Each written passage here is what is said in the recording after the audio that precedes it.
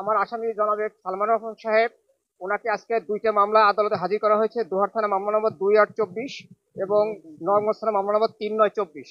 এই দুইটা মামলায় ওনাকে 7 দিন করে রিমান্ডের আবেদন করা হয়েছে। কিন্তু আমরা বিগত 19/9 তারিখে ওনাকে এই আদালতে হাজির করা হয়েছিল এই রিমান্ড বিষয় শুনানির জন্য এবং শুনানি দেখানোর জন্য।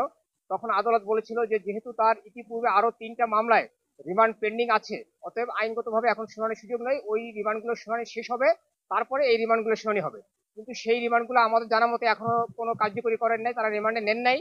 তারপরেও এই রিমান্ডটা আজকে তারা শুনানি করেছে, সেই আদেশকে ব্যত্যয় ঘটে আমরা আদালতকে এটা শুনানিতে ইনফর্ম করেছি, কিন্তু সেটা আদালত আমলে নেন নাই।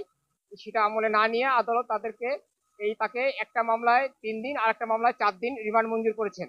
আমরা এই আদালতের শুনানিতে বলেছি যে এই মামলাগুলো যিনি ভিকটিম তিনি নিজেই বাদী হয়েছেন এবং তিনি এই অভিযোগ করেছেন এজাহারে যে এই আসামির বিরুদ্ধে উনি পরোক্ষ ভাবে ইন্ধন দিয়েছেন।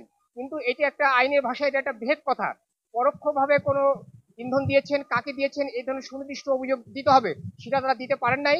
আর এজাহারে কে প্রত্যক্ষভাবে ঘটনা ঘটিয়েছে, কে বিস্ফোরণ ঘটিয়েছে, এটা সুনির্দিষ্টভাবে বলা থাকা সত্ত্বেও এই ইজাহার নামে আসামিকে আমাকে যে রিমান্ড দেওয়া হয়েছে, এটা আমরা মনে করি এটা সঠিক হয় নাই, এটা আইনানুগ হয় নাই। উনি, আপনারা জানেন যে একটা 75 ইয়ার্স ওল্ড এবং তারও বেশি বয়স্ক একজন ব্যক্তি অসুস্থ, নিয়মিত ওষুধ সেবন করছেন, তারপরেও তাকে হয়রানি করার জন্য এইভাবে রিমান্ড প্রদান করা হচ্ছে।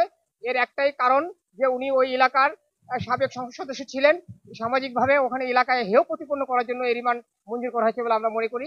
এটা আমরা আদালতকে বলেছি, এটা আমার বক্তব্য।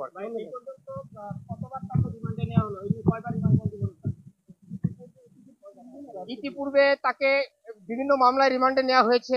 আহ, বিভিন্ন মামলায় একাধিকবার রিমান্ডে নেওয়া হয়েছে, বহুবার জিজ্ঞাসাবাদ করা হয়েছে।